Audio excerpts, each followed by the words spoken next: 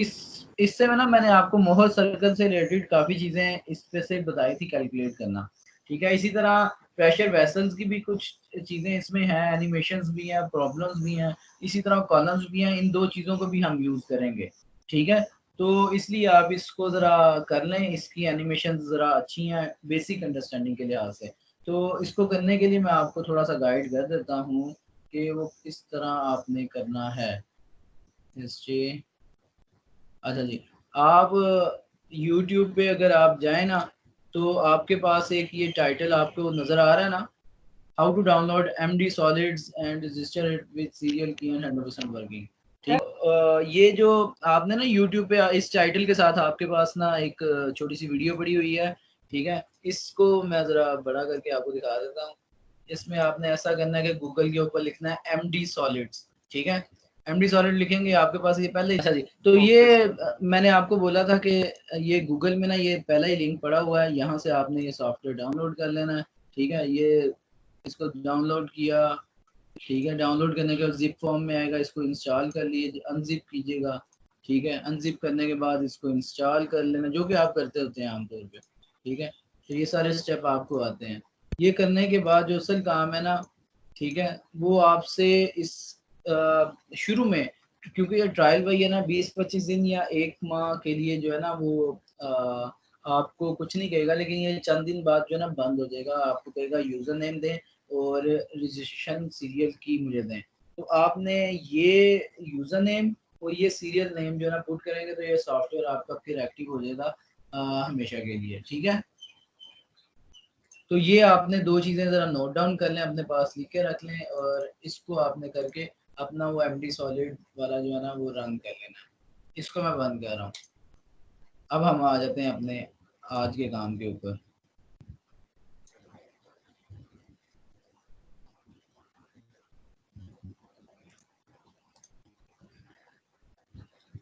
अच्छा जी, आज हमारा जो है ना वो लास्ट टाइम का जो आर्टिकल है, उसके बाद फर्दर आगे फटीग और करीब एक आर्टिकल है जिसको हमने डिस्कस करना है।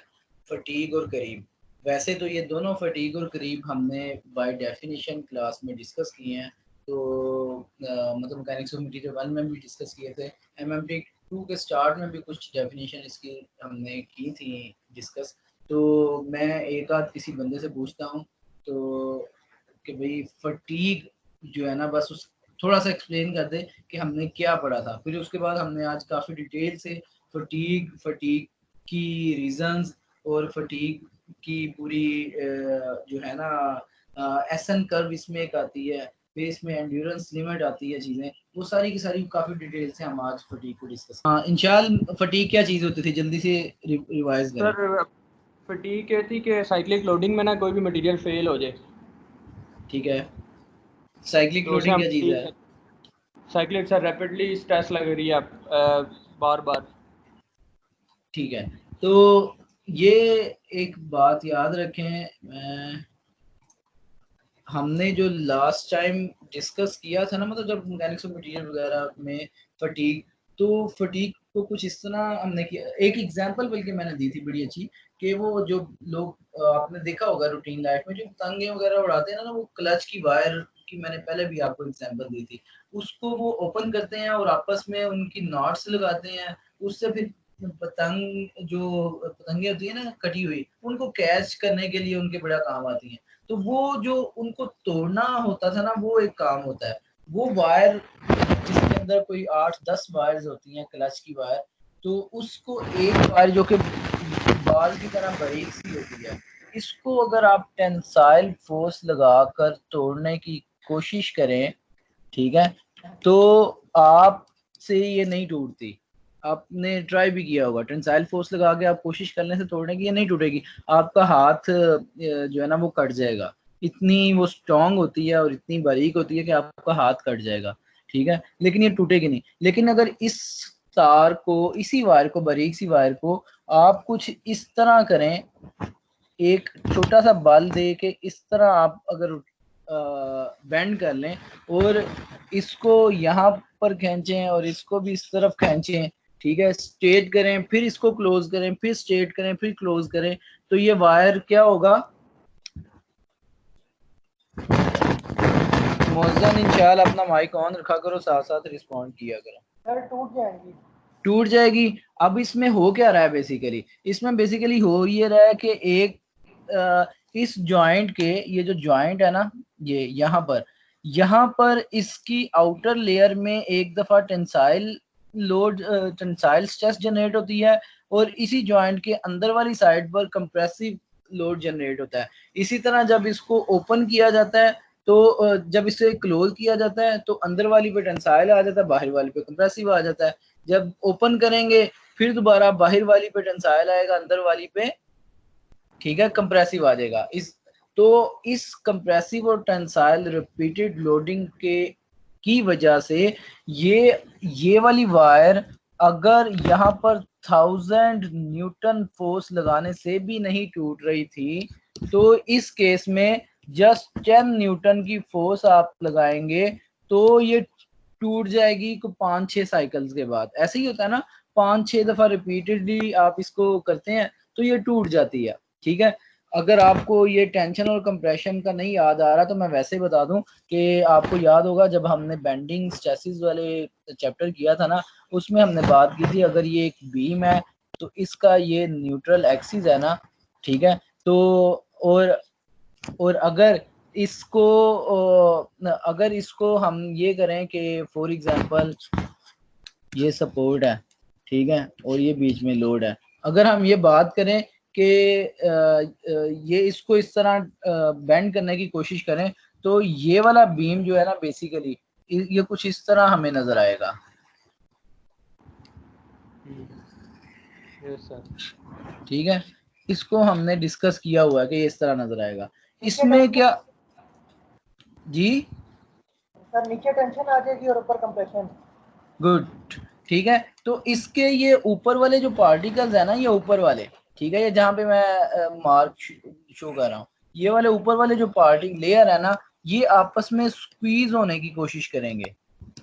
ठीक है, ये आपस में स्क्वीज होने की कोशिश करेंगे, और नीचे वाले पार्टिकल जो है ना, ये दूर जाने की कोशिश करेंगे। ठीक है, ये यहाँ से दूर जाने की कोशिश करेंगे। ठीक है, और अगर ये फेल होता है तो ये कुछ इस तरह फेल होगा यहाँ से। ठीक है, ये ऐसे क्रैक आएगा इसमें। ठीक है, ऐसे ही आएगा ना। Yes sir. ठीक है, तो इसमें इस तरह इस क्रैक का मतलब ये है कि नीचे वाली लेयर इसकी टेंसाइल में है, ऊपर वाली कंप्रेसिव में है। ठीक है, तो यही फिनोमिना बेसिकल यहाँ पर होता है कि एक दफा ये नीचे वाली लेयर टेंसाइल में आती है, एक दफा कंप्रेसिव में, एक दफा टेंसाइल में, एक दफा कंप्रेसिव में, हर साइकिल में कंप्रेसिव टेंसाइल रिपीट होता है, तो जिसकी वजह से ये चीज फेल हो जाती है, फटीग। तो इसी चीज को अब जहन में रखते हुए हम अपना फटीग की जो डिटेल्स है ना उसको स्टार्ट करते हैं। अभी तक कोई क्वेश्चन तो नहीं है किसी का? No sir. एंड्योरेंस लिमिट और फटीग लिमिट और एंड्योरेंस लिमिट जो है ना, ये सेम चीजें होती क्या है। ठीक है, why endurance limit is important, और ये क्यों हम डिस्कस करते हैं। ठीक है, इसी तरह how to find endurance limit, इसको कैसे फाइंड आउट किया जा सकता है। ठीक है, और डेफिनेशन ऑफ एंड्योरेंस लिमिट, इसको डिफाइन भी करेंगे, कोई डेफिनेशन बना लेंगे। ठीक है, और लास्ट पे इसकी एंड्योरेंस लिमिट जो चीज़ है, ये प्रॉपर्टी है, ये इसको किस तरह से हम रूटीन लाइफ में इस्तेमाल कर सकते हैं। ठीक है, इस प्रॉपर्टी को या इस प्रॉपर्टी की वजह से रूटीन लाइफ में किस तरह फ़ायदा उठाया जा सकता है, वो डिस्कशन भी हम इंशाल्लाह इसी स्लाइड में करेंगे। ठीक है, तो अब हम आ जाते हैं कि आपको पता है कि आम तौर पे जो लोडिंग्स होती हैं, किसी मटेरियल के ऊपर जो लोडिंग्स लगती हैं, वो आम तौर पे दो तरह की जनरली आप देखते हैं, या तो वो स्टैटिक होती हैं या वो डायनामिक होती हैं। ठीक है, स्टैटिक वो होती हैं जो कि टाइम के साथ चेंज नहीं हो रही होती, डायनामिक उनको बोलते हैं जो टाइम के साथ वेरी कर रही होती हैं। ऐसा ही है ना? जी सर। ठीक है, तो ये स्टैटिक जो लोडिंग्स हैं ये हमने काफ़ी डिटेल से शुरू से लेके अब तक ये डिस्कस करते रहे हैं कि स्टैटिक लोडिंग्स जो कि टाइम के साथ जिनका ना तो मैग्नीट्यूड चेंज होता है और ना ही उनकी डायरेक्शन चेंज होती है, वो हमने दो तरह के मटेरियल्स के ऊपर लगाकर उनका बिहेवियर चेक किया था। मैकेनिक्स ऑफ मटेरियल 1 में भी और मैकेनिक्स ऑफ मटेरियल 2 के शुरू में भी कुछ थोड़ा सा हमने ये डिस्कस किया है, ठीक है, कि स्टैटिक लोडिंग अगर ब्रिटल डक्टाइल मटेरियल्स के ऊपर लगे तो एक स्ट्रेस चेन डायग्राम, ठीक है, ये एक पूरी ड्रॉ होती है जिसको हमने काफी डिटेल से डिस्कस किया हुआ है, ऐसा ही है? Yes sir. ठीक है, डक्टाइल मटेरियल के ऊपर स्टैटिक लोडिंग लगती है तो सबसे पहले प्रोपोर्शनल लिमिट आती है, फिर यील्ड पॉइंट आता है, फिर लोअर यील्ड पॉइंट आता है, ठीक है, फिर इसी तरह करते करते अपर यील्ड पॉइंट, फिर रप्चर पॉइंट आ जाता है, ठीक है। ये सारे पॉइंट्स हमने डिस्कस किए हुए हैं, लेकिन डक्टाइल मटेरियल में जो सबसे इम्पोर्टेंट पॉइंट होता है ना वो ये होता है कि वो कौन सा पॉइंट है जिसके बाद मटेरियल जो है ना वो फेल होना स्टार्ट हो जाएगा। और मटेरियल की फेलियर जो है ना, हमने डक्टाइल मटेरियल में बात की थी कि वो बेसिकली डिपेंड करता है कि अगर मटेरियल परमानेंटली थोड़ा सा भी डिफॉर्म हो जाए या मशीन का कोई भी कंपोनेंट लोडिंग की वजह से थोड़ा सा भी डिफॉर्म अगर हो जाए मशीन का कंपोनेंट, तो वो हमारे इस्तेमाल के काबिल नहीं रहता, ठीक है, तो वो बेसिकली फेल कहलाता है। तो इसलिए सिग्मा वाई जो कि यील्ड पॉइंट है या यील्डिंग जहां से स्टार्ट होती है, ये ऐसा पॉइंट है जो हमारे लिए जो है ना वो एक लिमिटिंग फैक्टर को डिफाइन करता है, ठीक है। तो सिग्मा वाई बहुत जरूरी है। इसी तरह ब्रिटल मटेरियल में सिग्मा वाई यील्डिंग स्टार्ट ही नहीं होती, परमानेंट डिफॉर्मेशन स्टार्ट ही नहीं होती, वो फौरन से हमारे पास जो है ना वो सिग्मा यू की वैल्यू आ जाती है जिसे हम अल्टीमेट पॉइंट बोलते हैं, ठीक है। तो अल्टीमेट स्ट्रेस की वैल्यू आ जाती है, यानी कि जिसके बाद फौरन चीज टूट जाती है। ब्रिटल मटेरियल जैसा कि शीशा है या इसी तरह कोई भी हार्ड चीज है, सिरामिक है, तो वो जब भी उसके ऊपर लोडिंग पड़ती है और अल्टीमेट वैल्यू से ऊपर स्ट्रेस की वैल्यू होती है तो वो फौरन फेल हो जाती है। तो ब्रिटल मटेरियल्स में स्टैटिक लोडिंग्स के अगेंस्ट जो लिमिटिंग फैक्टर है ना वो या लिमिटिंग वैल्यू जो चीज यानी कि इसके डिजाइन को डिफाइन करती है, वो सिग्मा यू है ब्रिटल मटेरियल के लिए और सिग्मा वाई है डक्टाइल मटेरियल के लिए, ठीक है। और ये चीजें हमने काफी डिटेल से अपने पहले पढ़ते रहे हैं, इसमें किसी किस्म का शक नहीं है। लेकिन स्टैटिक लोडिंग के अलावा एक और भी लोडिंग की किस्म है जिसको हम डायनामिक लोडिंग कहते हैं। जिस तरह स्टैटिक लोडिंग टाइम के साथ ना तो मैग्नीट्यूड चेंज होता है और ना ही डायरेक्शन चेंज, इसी तरह अगर एक लोडिंग है जिसकी टाइम के साथ मैग्नीट्यूड भी चेंज हो और उसका की डायरेक्शन भी चेंज हो तो उसको हम डायनामिक लोडिंग बोलते हैं। जैसे फॉर एग्जांपल यहाँ पर आप देखें कि वर्टिकल एक्सिस में हम स्ट्रेस ले लें और हॉरिजॉन्टल एक्सिस में टाइम अगर ले लें, ठीक है, तो ये जीरो से ऊपर ऊपर वाली स्ट्रेस जो है ना वो पॉजिटिव स्ट्रेस कहलाएगी और जीरो से नीचे वाली स्ट्रेस जो है ना वो नेगेटिव स्ट्रेस कराएगी। जीरो से ऊपर वाली जो पॉजिटिव स्ट्रेस है उसको आप टेंसाइल स्ट्रेस लिखते हो, ठीक है, उसको आप टेंसाइल स्ट्रेस लिखते हैं। इसी तरह जीरो से नीचे वाली जो नेगेटिव स्ट्रेस है उसको हम कंप्रेसिव स्ट्रेस लिखते हैं, ठीक है। तो ये अब अगर फॉर एग्जांपल किसी कंपोनेंट के ऊपर कोई ऐसी फोर्स लगती है जो जीरो से स्टार्ट होती है और आहिस्ता आहिस्ता बढ़ती जाती है पॉजिटिव डायरेक्शन में, यानी कि वो टेंसाइल की तरफ बढ़ती जा रही है, ठीक है, यानी कि आप किसी कंपोनेंट को खींचते हो और एक खास मैग्नीट्यूड, ये जो मैग्नीट्यूड जहाँ पे मेरा एरो नजर आ रहा है, ये इतने मैग्नीट्यूड तक ये जो है ना स्ट्रेस मूव करती है, फिर उसके बाद फिर वो आहिस्ता आहिस्ता कम होना शुरू हो गई है। यानी कि आपने किसी कंपोनेंट को खींचा और आहिस्ता आहिस्ता फिर उसको रिलीज करना शुरू कर दिया, ठीक है। रिलीज करते करते ऐसा एक पॉइंट आया कि आपकी जो स्ट्रेस जनरेट की थी वो जीरो हो गई। फिर आप ऐसा उसी जिस डायरेक्शन में पहले आप खींच रहे थे उसके ऑपोजिट डायरेक्शन में उसको उसी कंपोनेंट को प्रेस करने लग पड़ोगे, कंप्रेशन की डायरेक्शन में स्ट्रेस जनरेट करने लग पड़ोगे, उसे दबाने लग पड़ोगे। जब आप उसे दबाओगे तो स्ट्रेस जो होगी ना वो कौन सी जनरेट होगी, कंप्रेसिव या टेंसाइल?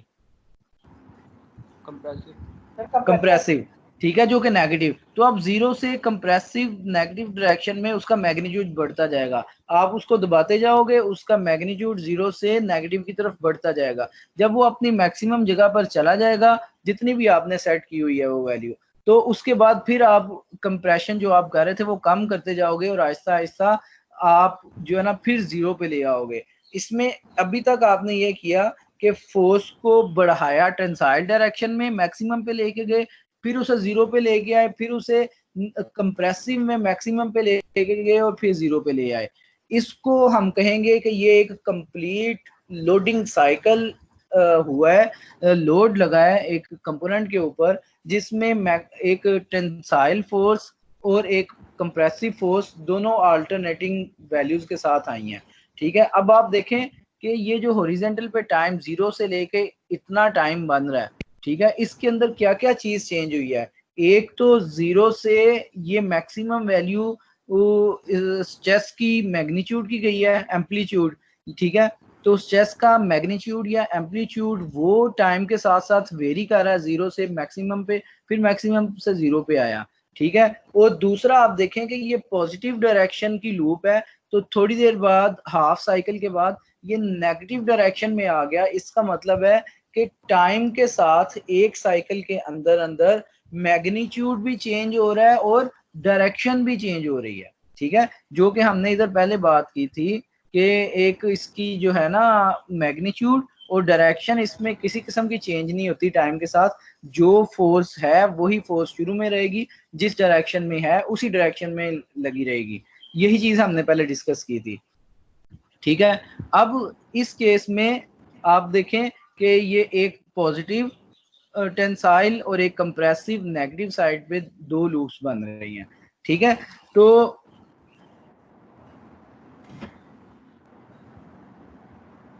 अब इसमें दो चीजें जो हैं, एक एम्पलीट्यूड, पहला एम्पलीट्यूड जरूरी चीज है, और एक दूसरा आप देखें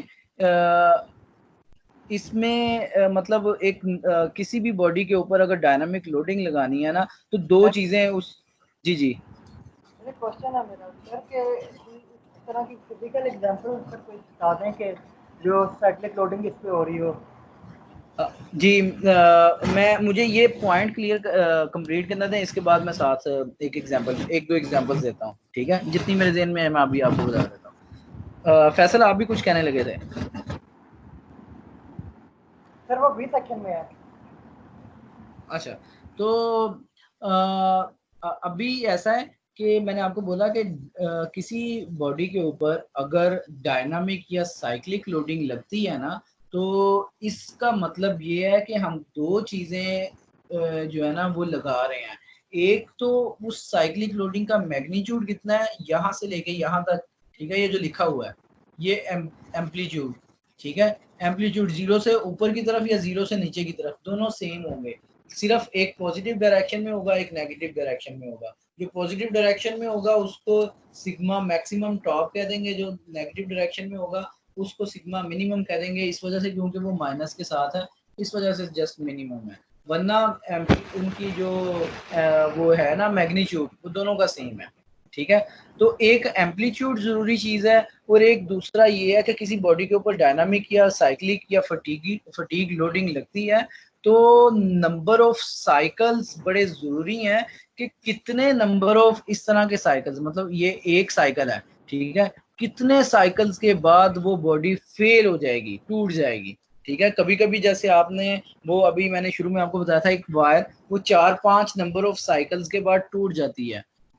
इसी तरह कोई ऐसी वायर भी होगी, मतलब वो तो हार्ड वायर थी ना, कुछ थोड़ी सी सॉफ्ट वायर अपने जेन में लाएं तो वो इतनी जल्दी नहीं टूटती। जैसे फॉर एग्जांपल अगर कोई बिजली की कॉपर की वायर है तो वो थोड़ी सी सॉफ्ट होती है, ठीक है। तो उसको इस तरह जल्दी जल्दी ट्विस्ट करें तो वो इतनी जल्दी नहीं टूटती वो, ठीक है। उसको अक्सर आपको ना प्लास के साथ शेयर ऑफ करना पड़ता है, ठीक है, या कटर के साथ आपको काटना पड़ता है। वो इस तरह नहीं टूटती जैसे उसकी टूट जाती है, तो वो टाइम ज़रा लेती है। तो बात करने का मकसद ये, दो चीज़ें बड़ी ज़रूरी हैं, एक एम्पलीट्यूड, एक नंबर ऑफ साइकिल्स। किसी भी बॉडी के ऊपर फटीग लोडिंग अगर हम लगाते हैं तो ये चीज़ें बड़ी इंपॉर्टेंस की हैं। ये वाली दो चीजें जो है ना आपको देखने को मिलती हैं आमतौर पे रूटीन लाइफ में। मतलब फॉर एग्जांपल जहां आपकी जितनी भी फाउंडेशंस होती हैं ना, फाउंडेशंस जितनी भी किस्म की फाउंडेशंस है मशीन की, ठीक है। मतलब फॉर एग्जांपल मैं आपको एक बात बताऊं कि आपने अक्सर देखा होगा कि कोई मशीन किसी फ्लोर के ऊपर नट एंड बोल्ट के साथ लगी हुई है डायरेक्ट ही, ठीक है। कंक्रीट का फ्लोर है और उसके साथ वो लगी हुई है, लेकिन वो लेथ मशीन या मिलिंग मशीन जो भी है वो इतनी चलती है रोजाना कि उसमें उसकी वजह से वाइब्रेशंस प्रोड्यूस होती हैं। वाइब्रेशंस बेसिकली क्या है? वाइब्रेशंस यही है ना, एक दफा पॉजिटिव में गई एक दफा नेगेटिव में लोडिंग गई, ठीक है। तो वाइब्रेशंस बेसिकली ये सारी साइक्लिक लोडिंग है ना, ठीक है। तो वो जो जमीन के साथ नट एंड बोल्ट्स लगे हुए होते हैं ना, उनको वो बार बार हिलाती रहती है, हल्की हल्की हल्की हल्की हल्की सी, ठीक है। वो तो लेकिन वो नंबर ऑफ साइकिल्स जिस वक्त फॉर एग्जांपल कोई एक लाखों में चले जाएं या एक खास अमाउंट पे चले जाएंगे, तो वो जो बोल्ट्स मशीन के जमीन के साथ लगे हुए हैं ना डायरेक्टली कंक्रीट के साथ, ठीक है, तो वो उखड़ने लग पड़ेंगे, वो फेल होना शुरू हो जाएंगे, कंक्रीट वहां से टूटना स्टार्ट हो जाएगी, ठीक है। ये इस तरह की चीजें आपने रूटीन लाइफ में देखी भी होंगी काफी, ठीक है। बहुत सारे मशीन या रोटेटिंग कंपोनेंट्स ऐसे होते हैं जिनकी शाफ्ट में क्रैक आ जाता है या मशीन का कंपोनेंट टूट जाता है, वो बेसिकली फटीग की वजह से ही, साइक्लिक वाइब्रेशंस की वजह से बेसिकली वो फेल हो रही होती हैं, ठीक है। ये जितने भी मशीन्स हैं उसमें वाइब्रेशंस आ रही होती हैं, उनमें फेलियर जो होता है ना बेसिकली फटीग फेलियर होता है, ठीक है। कोई इशू तो नहीं है? आप आगे चलें। यस अच्छा जी, तो ये नंबर ऑफ साइकिल जो है ना ये भी बड़े इंपॉर्टेंट हैं इस चीज को समझने के लिए। ये दोनों चीजों को ध्यान में रखते हुए हम आगे चलते हैं। ये जैसे इस वक्त ये पूरी डायग्राम में कितने नंबर ऑफ साइकिल्स आपको शो हो रहे हैं इंशाल्लाह? सर, दो। दो नंबर ऑफ साइकिल्स, एक कंप्लीट साइकिल ये वाला है और एक कंप्लीट साइकिल ये वाला है, ठीक है। हाफ और हाफ। ठीक हो गया, हाफ हाफ यस नहीं है ये सर, मैं वो ये तो देख रहा कंप्लीट हूँ, है ट्रस्ट है ना, और एक ट्रफ है जो, वो जी। हाफ और हाफ। जी, एक ये हाफ है और ये हाफ है, ये ये कंप्लीट हाफ। हो गया। इसी तरह ये हाफ और ये हाफ, ये कंप्लीट हो गया एक, ठीक है। तो इसी तरह हम आगे चलते हैं।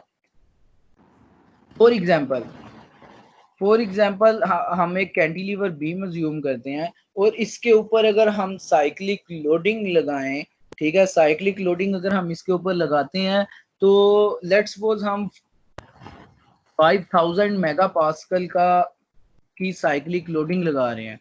यानी कि साइक्लिक लोडिंग को, ये इसको अपने ज़हन में रखें, और ये मैग्नीट्यूड जो है ना स्ट्रेस का, ये वाला या ये वाला, ठीक है, ये वाला या ये वाला, ये 5000 मेगा पास्कल है, ठीक है।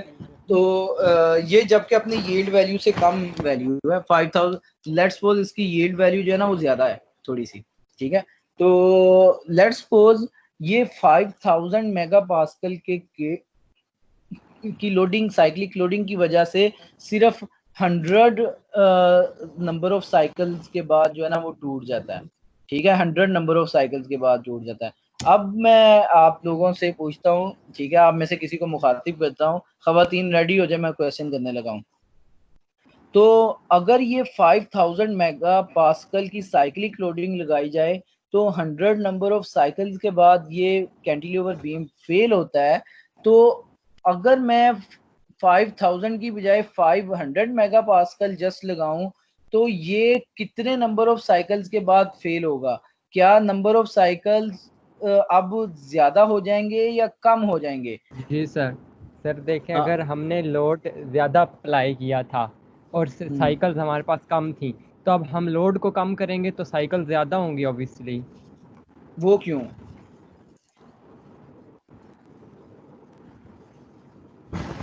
सर लोड अगर हमारे पास ना कम होगा तो सर उसको ज़्यादा टाइम मिल जाएगा ना, कि गुड उसका गुड टाइम गुड ज़्यादा होगा सर। गुड, ठीक है, बिल्कुल ये आपका आंसर, बिल्कुल आपका आंसर ठीक है। तो मैं आपकी बात को आगे कंटिन्यू करवाता हूँ, इनको थोड़ा सा और एक्सप्लेन कर देता हूँ। देखें, जब अप्लाइड स्ट्रेस के मैग्नीट्यूड की वैल्यू ज़्यादा है और फिर भी वो 100 जो है ना उसके साइकिल्स के बाद जाकर फेल हो रहा है, इसको एन को आप नंबर ऑफ साइकिल्स या लाइफ साइकिल्स के तौर पे ज़हन में रखें कि इसकी ज़िंदगी इतनी है अब कंपोनेंट की। 5000 मेगा पास्कल के बाद इसके लाइफ साइकिल्स जो है ना वो 100 है, ठीक है। और अगर आप 5000 मेगा पास्कल की बजाय जस्ट 500 मेगा पास्कल इसके ऊपर लोड लगाएंगे तो इसकी जिंदगी बढ़ जाएगी, नंबर ऑफ साइकिल ज्यादा हो जाएंगे, ठीक है। इसके यानी कि नंबर ऑफ साइकिल्स के जो होंगे ना वो काफी ज्यादा हो जाएंगे। तो इस चीज को ध्यान में रखें कि जब जैसे ये यहाँ पर हमने 100 मेगा पास्कल जो है ना वो लोड लगाया है और नंबर ऑफ साइकिल जो है ना वो ऑलमोस्ट अब हमने वो 1000 के करीब लिख लिए हैं। लेट्स सपोज वो 1000 होंगे, पहले से ज्यादा हो गए हैं, ठीक है। इसी तरह अगर आप अप्लाइड जो मैग्नीट्यूड है ना स्ट्रेस का साइक्लिक लोडिंग का उसको बढ़ाते जाएंगे तो साइकिल्स कम होते जाएंगे। उसको अप्लाइड स्ट्रेस के एम्पलीट्यूड को अगर हम कम करते जाएंगे तो नंबर ऑफ साइकिल जो है ना वो ज्यादा होते जाएंगे, वो लाइफ ज्यादा होती जाएगी। अब हम ऐसा करते हैं कि ये जो सर जी हम कह सकते हैं इनका आपस में इनवर्स रिलेशन है। इनवर्स रिलेशन है। तो इसी तरह हम ऐसा करते हैं कि एक ग्राफ सा ड्रा करने की कोशिश करते हैं जिसमें इनका जो मैग्नीट्यूड है ना स्ट्रेस का, ठीक है, वो और जो इसके नंबर ऑफ साइकिल्स है ना उसको हम ड्रा करने की कोशिश करते हैं कि कंपोनेंट की जो, मैं ना इसको जरा साइड पे कर दूं, ये तंग कर रहा है बार बार। सर मेरा जी क्वेश्चन जी है सर, बोले। देखें कि पिछले केस में जब हमने लोड कम किया है तो लोड कम करने से एम्पलीट्यूड में क्या फर्क आएगा? साइकिल्स तो बढ़ेंगे लेकिन एम्पलीट्यूड में क्या फर्क आएगा? लोड कौन सा कम किया है? सर वो कैंटिलीवर बीम की जो एग्जांपल हम ले रहे थे। कैंटिलीवर पे जो लोड कम किया वो कौन सा लोड था? सर जो हम लगा रहे हैं उस पे। हाँ, वो साइक्लिक लोडिंग का एम्पलीट्यूड ही है। सही सही सही समझ आ गई सर, ठीक है। ठीक है, मैं थोड़ा सा ये डायग्राम पीछे करता हूँ। ये जो कैंटिलीवर बीम है ना इसके ऊपर जो आपने फोर्स लगानी है ना बेसिकली वो कांस्टेंट फोर्स नहीं है, अब वो साइक्लिक है, ठीक है। बार बार इसके ऊपर ऐसे ऐसे जोर जोर से लगती जाएगी, ठीक है। हैमरिंग इसके ऊपर यानी कि हो रही है, इस चीज को बोलते हैं साइक्लिक लोडिंग, ठीक है। ये भी हो सकता है कि आप छोटी ही थोड़ी से मार रहे हो या बड़े ही थोड़े से बार बार मार रहे हो, तो इसको हम कहेंगे कि ये जो है ना इसका एम्पलीट्यूड है। जो छोटी ही थोड़ी सी अगर मारते रहो मुसलसल तो वो कम एम्पलीट्यूड होगा, बड़े ही थोड़े से मुसलसल उतनी स्पीड से मारते जाओगे तो वो एम्पलीट्यूड ज्यादा हो जाएगा, ठीक है। समझ आ गई ना? जी सर समझ आ गई। ठीक है। अब हम बात ये की कि अगर लेट्स सपोज एम्पलीट्यूड जो इसका है स्ट्रेस का, इसी का जो अप्लाइड हमने लगाना है उसका कैंटिलीवर के ऊपर या किसी भी मशीन के कंपोनेंट के ऊपर, जो एम्पलीट्यूड ऑफ स्ट्रेस है उसको हम वर्टिकल पे ले लेते हैं और नंबर ऑफ साइकिल्स को हॉरिजॉन्टल पे ले लेते हैं। पहले मैं हॉरिजॉन्टल वाले एक्सिस को डिफाइन कर दूं कि नंबर ऑफ साइकिल्स 1 2 3 4 5 6 7 8 लिखा हुआ है, इसका मतलब क्या है? ये बेसिकली नंबरिंग ये नहीं है, इसका मतलब है 10 raise to power 1, 10 raise to power 2, 10 raised to power 3 cycles, 10 raised to power 4, so on, 10 raised to power 8 number of cycles. 10 raised to power 1 कितने number of cycles बनते हैं? 10 10. 10 raised to power 2 कितने number of cycles बनते हैं? 100 Good. 10 raised to power 3, 10 raised to power 3 कितने? 1000. इसी तरह 10 raised to power 5 जो है कितने number of cycles बनते हैं? सर 1 लाख। 1 लाख। इसी तरह ये एक 1 मेगा जो है ना साइकिल्स बनते हैं 10 raised to power 6, ठीक है। तो ये एक लॉगरिथमिक एक्सिस है नंबर ऑफ साइकिल्स का। बेसिकली ये कंपोनेंट या मशीन कंपोनेंट या लोडिंग कंपोनेंट जो है उसकी लाइफ को डिफाइन कर रहा है ये एक्सिस कि कितनी जिंदगी होगी उस कंपोनेंट की, ठीक है। जैसे आपने अक्सर देखा होगा कि पुरानी गाड़ियां अगर इंटरनेशनल फोरम पे आपने बिकती हुई देखी है ना, तो वो उसमें लिखा होता है कि भाई ये वाली गाड़ी इतने किलोमीटर चली है, ये वाली गाड़ी इतने किलोमीटर चली है, ये वाली गाड़ी इतने किलोमीटर चली है। आमतौर पे पाकिस्तान में भी किसी ने गाड़ी अगर अच्छी लेनी हो ना यूज में, तो वो ये कहता है यार ये गाड़ी लेते हैं, ये कम चली हुई है। उससे होता क्या है बोला, जो गाड़ी कम चली है इसका मतलब है उसके ऊपर साइक्लिक लोडिंग कम लगी है, अभी नंबर ऑफ साइकिल्स कम गुजरे हैं, तो अभी उसके बाकी लाइफ के जो साइकिल्स है ना, ठीक है, वो अभी काफी हद तक पड़े हुए हैं। समझ लगी आपको? सही हो गया सर। ठीक है ना। इसी तरह एम्पलीट्यूड ऑफ स्ट्रेस पे आते हैं। तो बेसिकली एम्पलीट्यूड ऑफ स्ट्रेस आपको मैंने पहले भी बताया कि वो छोटे हथौड़े के साथ आपने स्ट्रेस अप्लाई करनी है या बड़े हथौड़े के साथ बार बार हैमरिंग करनी है। ठीक है, तो वो ये जीरो से लेके बिल्कुल जीरो वाला हथौड़े से लेके बड़े से बड़ा हथौड़ा तक लेके जाते हैं हम इसे। ठीक है, अब ये जो मैंने वर्ड यूज किया बड़े से बड़ा हथौड़ा जिसके साथ आपने हैमरिंग करनी है या जिसके साथ आपने वो फटीक लोडिंग लगानी है या साइक्लिक लोडिंग लगानी है, वो बड़े से बड़े हथौड़े की वैल्यू क्या होगी? कोई बंदा गैस कर सकता है आप में से कि बड़े से बड़े हथौड़े की वैल्यू क्या होती है? हथौड़े से मतलब कि स्ट्रेस की वैल्यू क्या होगी मैक्सिमम?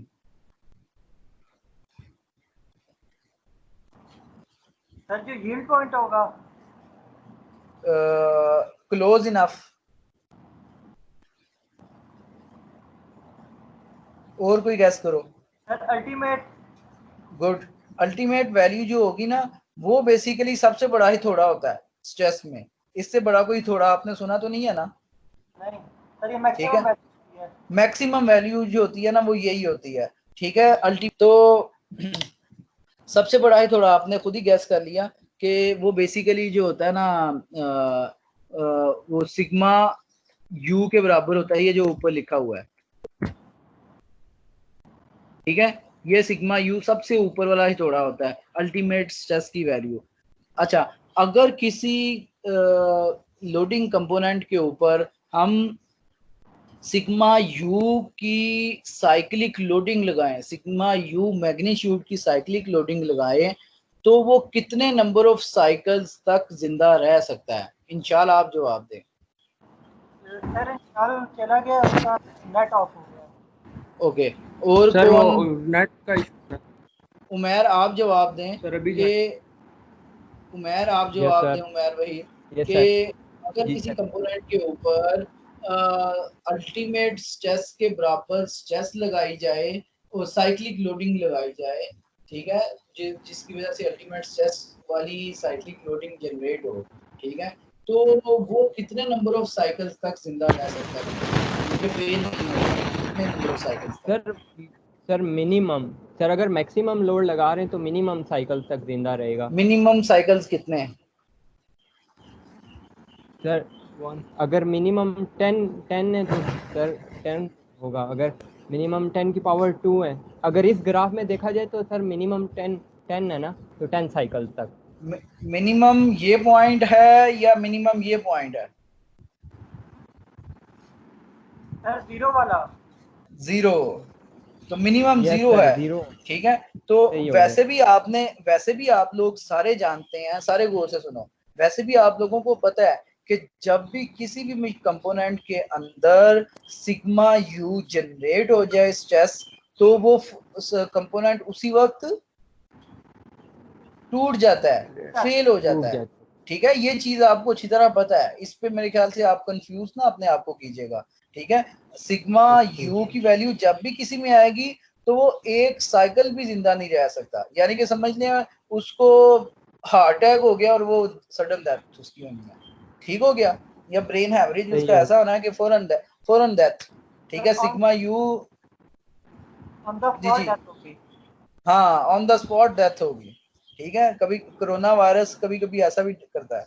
अच्छा जी, तो इसके बाद सिग्मा यू से नीचे एक वैल्यू आती है जिसको हम कहते हैं सिग्मा वाई, यील्ड स्ट्रेस की वैल्यू, ऐसे ही है ना, उससे थोड़ी सी कम होती है, ऐसे ही है उमर? जी सर। Yes sir. ठीक है, तो यस सर। सिग्मा वाई की वैल्यू अगर किसी पे साइक्लिक लोडिंग लगती है, ठीक है, तो वो कितने नंबर ऑफ साइकिल्स जिंदा रह सकता है कंपोनेंट?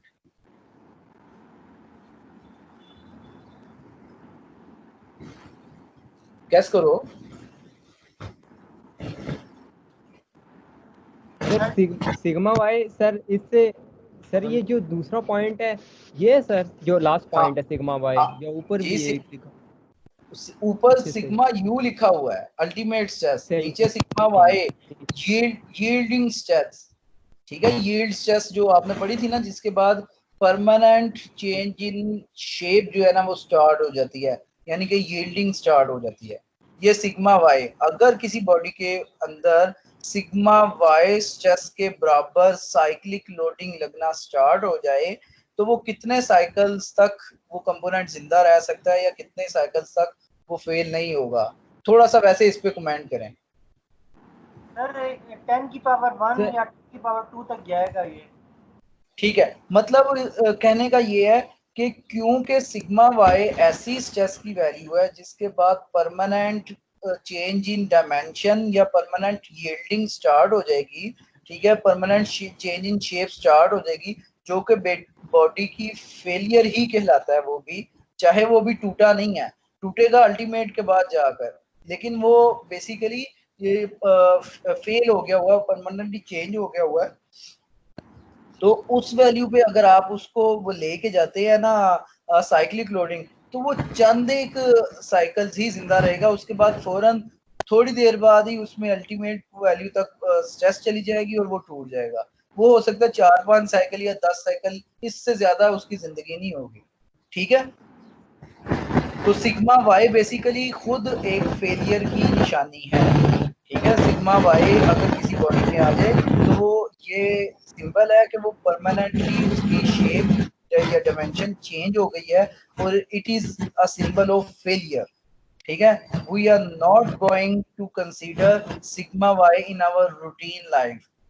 ठीक है, रूटीन लाइफ के जितने भी कंपोनेंट्स हैं, हम अपनी कभी भी नहीं चाहेंगे कि अपनी हमारी किसी भी मशीन कंपोनेंट या लोडिंग कंपोनेंट के अंदर सिग्मा वाई भी वैल्यू जनरेट हो। अगर हो जाती है तो मशीन परमानेंटली का उसका कंपोनेंट टेढ़ा हो जाएगा, जो कि हमारे काम का ही नहीं होगा।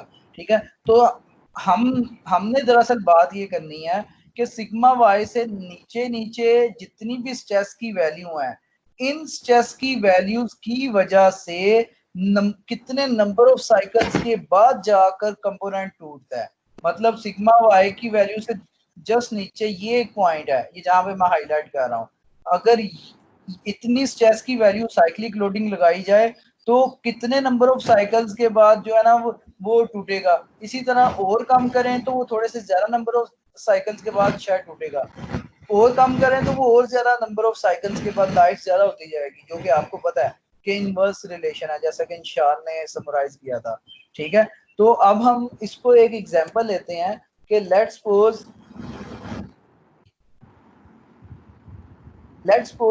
एक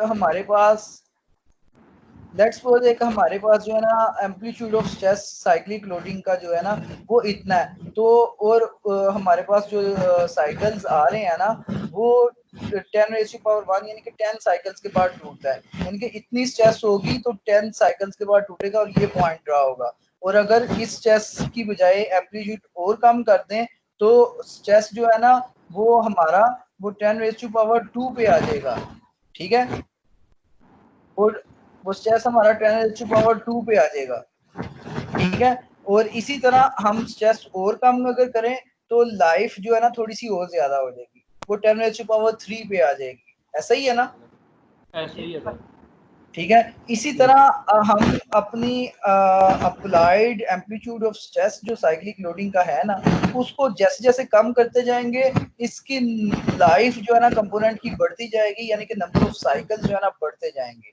ठीक है, और इसी तरह एक ये तकरीबन इसके करीब एक खास पॉइंट आएगा जो एक 10⁻⁵ साइकिल्स आएंगे ना, इस स्ट्रेस के बाद अगर हम मजीद कम करने की कोशिश करेंगे तो नंबर ऑफ साइकिल्स जो है ना वो इनफाइनाइट की तरफ मूव करने लग पड़ेंगे। ठीक है, यानी कि हाँ अब हम यानी कि इस ये एक ऐसा पॉइंट है ये वाला 10⁵ इस पिक्चर में कि इसके बाद फर्दर अगर हम कम करें तो इसकी लाइफ जो है ना वो मैक्सिमम की तरफ ही जाती है, यानी कि अब ये जो है ना इनफाइनाइट नंबर ऑफ साइकिल्स के बाद ही टूटा करेगा।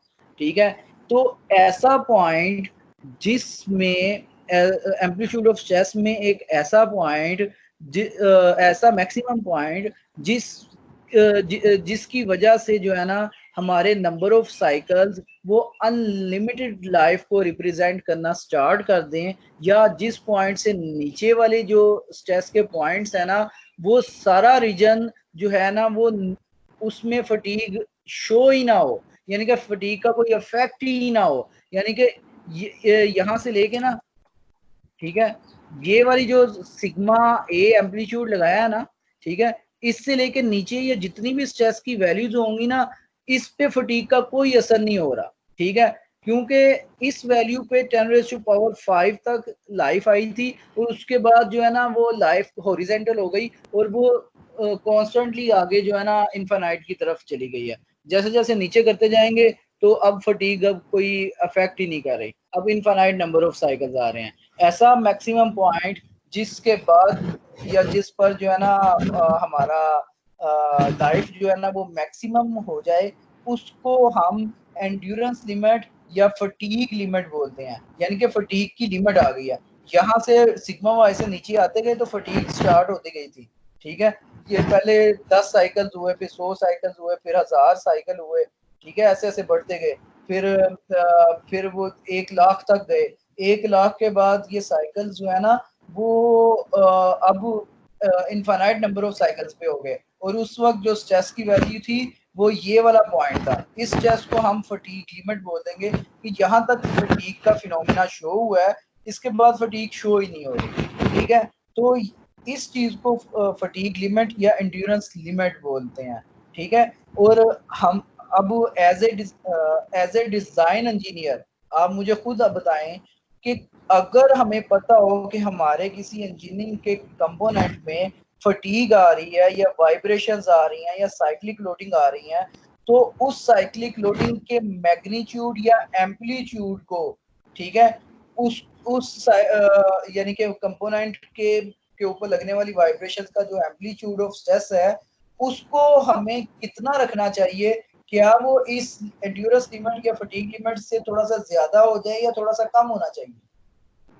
सर ज्यादा सर कम होना चाहिए। ज्यादा होगा ज्यादा तो वो कोई ना कोई लाइफ डिफाइन करेगा, चाहे वो 10⁴ या 10⁵ नंबर ऑफ साइकिल्स के बाद टूट जाएगा।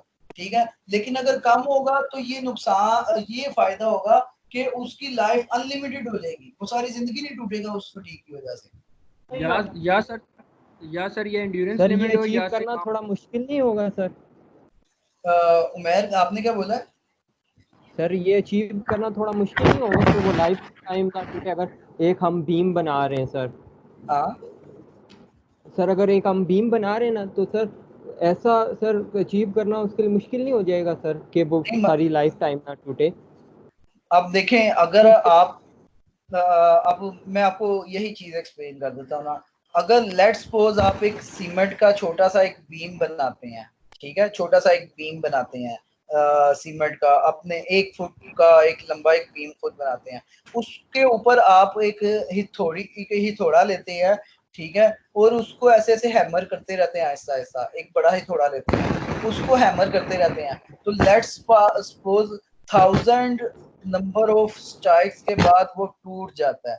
ठीक है, इसके बाद आप एक छोटी सी हथौड़ी लेते हैं बेबी टॉय वाली जो कि रबड़ की बनी हुई है, ठीक है, और उसी बीम को जो पहले बनाया है, ठीक है, उसी बीम को आप जो है ना वैसे ही हल्का हल्का स्ट्राइक करते रहते हैं।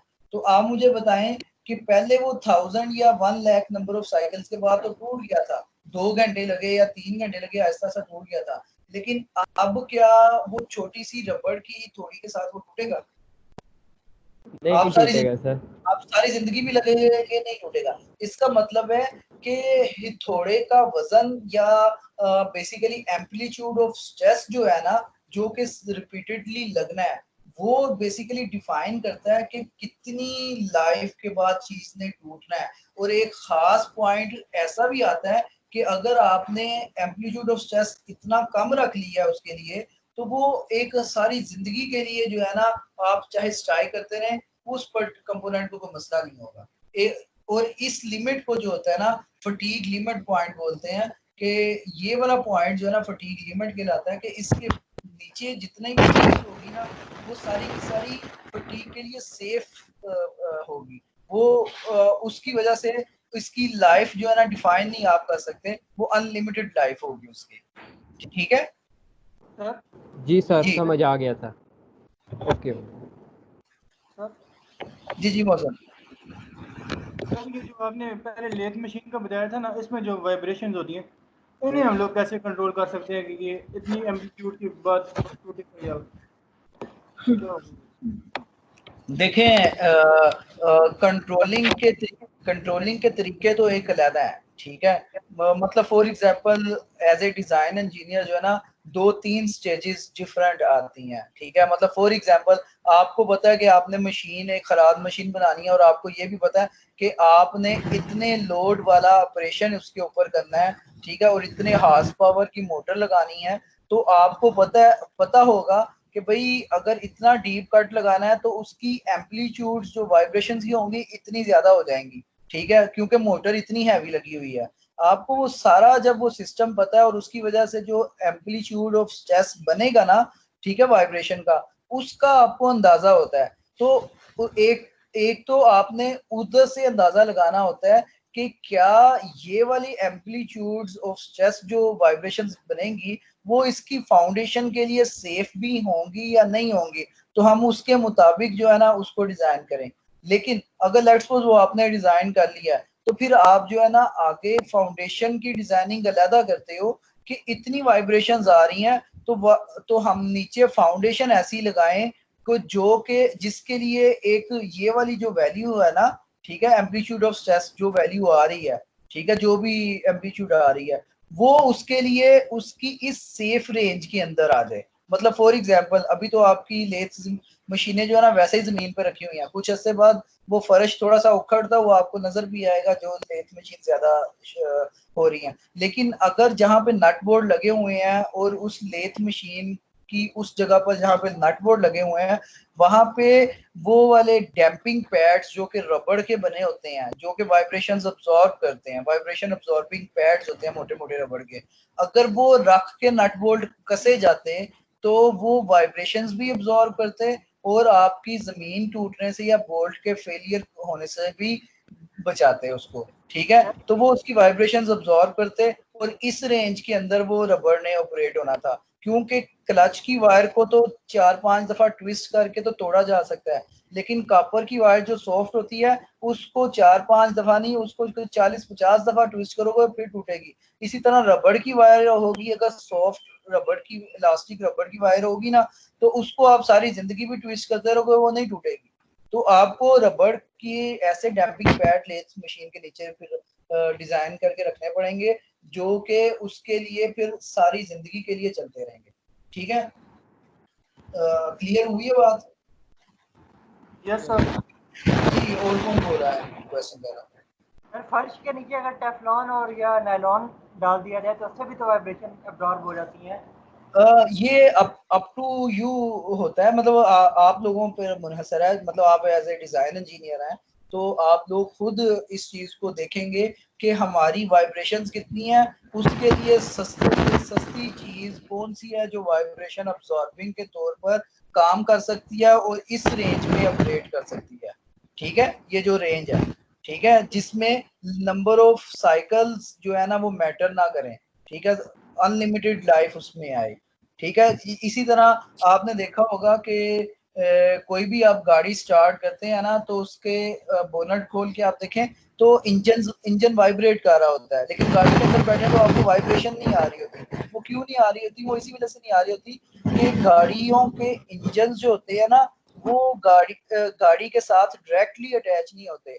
वो नट एंड बोल्ट जब किए जाते हैं, उसके दरमियान में रबड़ के मोटे मोटे पैड्स रखे जाते हैं, जिन्हें वो फाउंडेशंस बोलते हैं। ठीक है, फाउंडेशन बोला जाता है। तो वो फाउंडेशंस जो है ना प्रॉपर वो काफी हैवी होती हैं और इंजन की सारी वाइब्रेशंस उसके अंदर जाके डिसिपेट होती हैं। सारी वाइब्रेशंस जो है ना डिसिपेट होती हैं ताकि बॉडी में वो वाइब्रेशंस ट्रांसमिट ना हो। ठीक है, क्लियर हो गया? आगे चलें हम।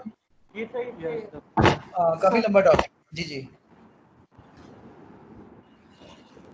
जी जी, कौन बोल रहा है?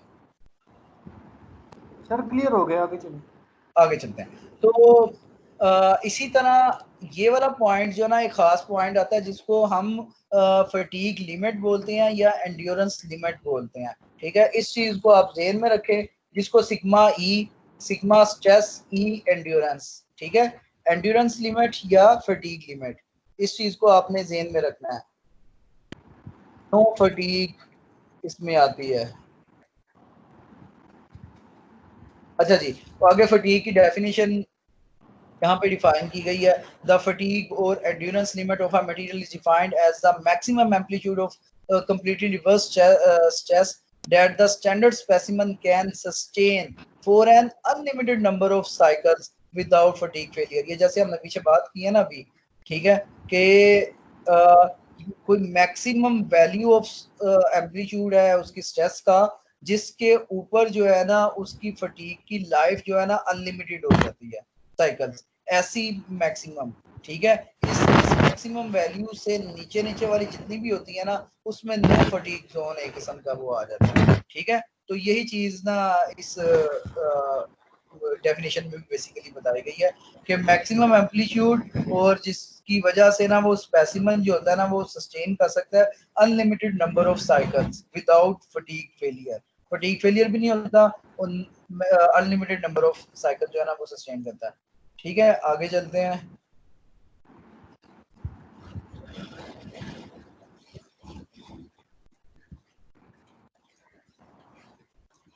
अच्छा, इसमें बाकी चीजें तो सारी हमने कवर कर ली हैं। एक चीज फैक्टर ऑफ सेफ्टी से रिलेटेड है, वो हम बात कर लेते हैं। ठीक है, सिग्मा ई एंड्योरेंस लिमिट हमने बात की। इसी तरह हम फैक्टर ऑफ सेफ्टी पे बात करते हैं। फैक्टर ऑफ सेफ्टी क्या होता था, कौन बच्चा मुझे बताएगा? Sir ultimate stress divided by जो हमारी स्ट्रेस लग रही होती थी, अप्लाइड स्ट्रेस। ओके, मैं आपको थोड़ा जल्दी से बता रहा हूँ। फैक्टर ऑफ सेफ्टी हम दो तरीके से हमने डिफाइन की थी। एक ये किया था कि yield strength divided by allowable stress. ठीक है, इसी तरह ये डक्टाइल मटेरियल्स के लिए नॉर्मली हमने यही बात की थी कि yield stress divided by allowable stress जो होता है ना उससे हम फैक्टर ऑफ सेफ्टी निकालते हैं। इसी तरह हमने बात की थी कि एक ब्रिटल मटेरियल के लिए जो ब्रिटल मटेरियल के लिए जो होता है ना ये फैक्टर ऑफ सेफ्टी वो बेसिकली होती है,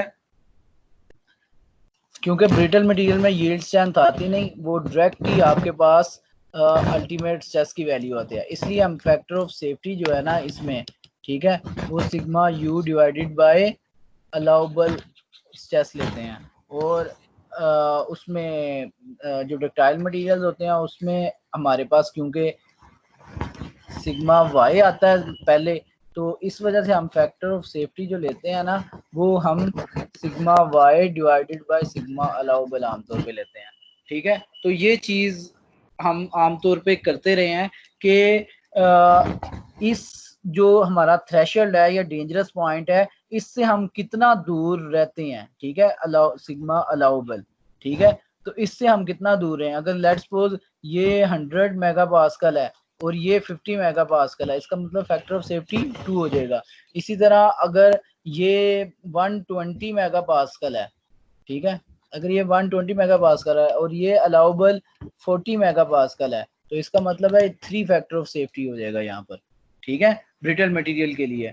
तो ये चीज basically factor of safety define करती है कि आपकी जो खतरनाक पॉइंट्स है ना, ये जो खतरनाक पॉइंट्स हैं, ठीक है, ये वाला और ये वाला, ठीक है, ये जो खतरनाक पॉइंट्स हैं इनसे आप कितना दूर हैं। इसी तरह मुझे बताएं फटीग में, फटीग के केस में आपके पास खतरनाक पॉइंट कौन से वाला है?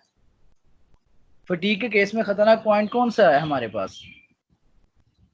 सर हमारे पास ये सिग्मा वाई वाला है सर। सिग्मा वाई अगर जिस सेंस में आप कह रहे हैं तो सिग्मा यू क्यों नहीं आपके पास खतरनाक?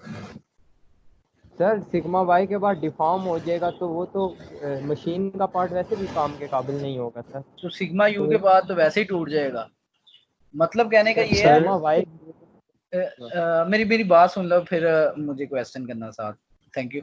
तो मतलब कहने का ये है कि सिग्मा यू जो है ना अल्टीमेट स्ट्रेस, ये भी पॉइंट ऐसा पॉइंट है कि ये ऑब्वियस है कि ये हमारे पास खतरनाक पॉइंट है। ये मतलब ये ऑब्वियस है, इसको तो हम कंसिडरेशन में लेके ही नहीं आएंगे। यानी कि इस पे हम बात ही नहीं कर सकते कि इस पे हम अपनी जो फटीग वाला फिनोमिना ना उसको चेक करें। सिग्मा वाई भी ऐसी चीज है कि ये भी हमें पता है कि परमानेंटली चेंज हो जाएगी और इस पे भी हम चेक नहीं करेंगे। ठीक है, अपना मतलब मटेरियल्स को जो है ना डिजाइन इस पे भी नहीं करेंगे। ठीक है, फिर इसके बाद ये वाला एक पॉइंट है फटीग लिमिट या एंड्योरेंस लिमिट वाला। इससे ऊपर ऊपर जितनी रेंज है ये सारी की सारी रेंज ऐसी है कि इसमें जो भी स्ट्रेस की वैल्यू होगी उसके अकॉर्डिंग उस कंपोनेंट की लाइफ भी आएगी। ठीक है, कोई ना कोई लाइफ आएगी उसकी। ठीक है, कंपोनेंट की। तो एक अच्छे डिजाइन इंजीनियर कभी भी अपने मटेरियल को एंड्योरेंस लिमिट्स से ऊपर भी डिजाइन नहीं करेगा, क्योंकि अगर उससे ऊपर भी डिजाइन करेगा तो उसके अगेंस्ट कोई ना कोई 10⁴, 10⁵ या 10⁶ कोई ना कोई उसकी लाइफ डिफाइन होगी और उस लाइफ के बाद वो मटेरियल जो है ना फेल हो जाएगा, खत्म हो जाएगा। तो इस वजह से हमारे लिए एक अच्छी समझदार वाली चीज ये है कि हम हमेशा जब पता हो कि एक फलां जगह के ऊपर फटीक का केस है तो हम उस फटीक के एम्पलीट्यूड को किसी तरीके से अपनी एंड्योरेंस लिमिट से नीचे नीचे लेके आएंगे। ठीक है, कंपोनेंट की ऐसी मटेरियल की सिलेक्शन करेंगे कि उस केस के लिए ये जो एम्पलीट्यूड है ना वो उसकी इस जोन में आ जाए, फटीग लिमिट या एंड्योरेंस लिमिट से कम कम हो। ठीक है, मतलब हमारे लिए फटीग के लिए खतरनाक पॉइंट जो है ना वो एंड्योरेंस लिमिट है कि इससे ऊपर अगर गया तो मटेरियल की कोई ना कोई लाइफ आ जाएगी और उस लाइफ के बाद वो फेल हो जाएगी। ठीक है, सर तो जी सर तो ये फाइंड किस तरह करेंगे फिर हम एंड्योरेंस लिमिट इसका? हाँ, यही मैं बात कर रहा हूँ ना। अब इसमें ये देखें कि अब हम एंड्योरेंस लिमिट किस तरह फाइंड आउट करेंगे? सर? क्योंकि हमें तो इनफाइनाइट लाइफ चाहिए ना, और इनफाइनाइट साइकिल चाहिए, तो उसके हिसाब से तो बहुत कम होनी चाहिए, लेकिन हम फाइंड किस तरह करेंगे? एंड्योरेंस लिमिट की अपनी फाउंडेशन वाला जो क्वेश्चन है ना इसको हम अगले लेक्चर पे रखते हैं। अभी हम फैक्टर ऑफ सेफ्टी पे आते हैं कि वो एंड्योरेंस लिमिट पे किस तरह से किस तरह ले यानी कि वो डिफाइन होगा। ठीक है, इसको एंड्योरेंस लिमिट की वाली मतलब किस मटेरियल के लिए ये क्या है वो कैलकुलेशंस हैं, कुछ प्रॉब्लम भी कल करेंगे ना तो ये चीज क्लियर हो जाएगी। अभी हम फैक्टर ऑफ सेफ्टी जो एक डिजाइन के लिए रिक्वायरमेंट है ना, जैसे हमने पहले फैक्टर ऑफ सेफ्टी किए हुए हैं तो इसमें भी वो देख लेते हैं कि वो किस तरह है। तो जब हमें ये क्लियर हो गया एज ए डिजाइन इंजीनियर कि एंड्योरेंस लिमिट बेसिकली ऐसा पॉइंट है कि इससे ऊपर जो भी एम्पलीट्यूड ऑफ स्ट्रेस आएगा ना उसके अगेंस्ट उसकी मटेरियल की कोई ना कोई लाइफ आ जाएगी और मटेरियल उस लाइफ के बाद मर जाएगा, खत्म हो जाएगा। ठीक है, तो इसलिए हम अपने मटेरियल को कभी भी फटीग के केस में एंड्योरेंस लिमिट से ऊपर जाने ही नहीं देना चाहते। ठीक है, यानी कि हमारे लिए जो लिमिटिंग फैक्टर है ना, जो एक थ्रेशोल्ड है, मतलब एक जरूरी चीज है, वो एंड्योरेंस लिमिट खुद है। ठीक है, तो हमारी हमेशा जो साइक्लिक लोडिंग का एम्पलीट्यूड होना चाहिए यानी कि अलाउबल स्ट्रेस की वैल्यू जो साइक्लिक लोडिंग की होनी चाहिए वो इससे कम कम होनी चाहिए, इस रेंज में कहीं ना कहीं होनी चाहिए। ठीक है, ये चीज क्लियर है ना? यस ये सर। चीज क्लियर है? ठीक है, तो लेट्स सपोज अगर ये 500 मेगा पास्कल है एंड्योरेंस लिमिट। ठीक है, 500 मेगा पास्कल है अगर ये एंड्योरेंस लिमिट लेट्स सपोज। ठीक है, तो अगर हम कहें कि 250 हमारी अलाउबल स्ट्रेस है साइक्लिक लोडिंग के लिए तो फैक्टर ऑफ सेफ्टी क्या बनेगी? सर 500 डिवाइडेड बाय 250 जी, क्योंकि जिस तरह हमारे लिए डक्टाइल के लिए सर एक मिनट, जिस तरह हमारे केस में डक्टाइल के लिए लिमिटिंग फैक्टर ये वाला पॉइंट था, इसी तरह ब्रिटल के लिए हमारे पास ये अल्टीमेट वाला पॉइंट था। तो हमने यहाँ पर yield strength divided by allowable किया, यहाँ पर अल्टीमेट डिवाइडेड बाय अलाउबल किया, तो हमने फैक्टर ऑफ सेफ्टी निकाली। इसी तरह इस केस में हम ये जो हमारे पास है ना, हमारे पास ये वाला जो सिग्मा ई है एंड्योरेंस लिमिट, ठीक है, एंड्योरेंस लिमिट को डिवाइड करेंगे सिग्मा अलाउबल से, तो हमारे पास फैक्टर ऑफ सेफ्टी निकलेगा। ठीक है, तो इस रेंज में हमें अपनी साइक्लिक लोडिंग अप्लाई करेंगे तो अनलिमिटेड लाइफ हमें आएगी। ठीक है, अनलिमिटेड लाइफ या साइकिल्स जो है ना फिर आएंगे। इससे ऊपर अगर हमने लगा दिया, ठीक है, तो वो उसकी कोई ना कोई लाइफ आ जाएगी।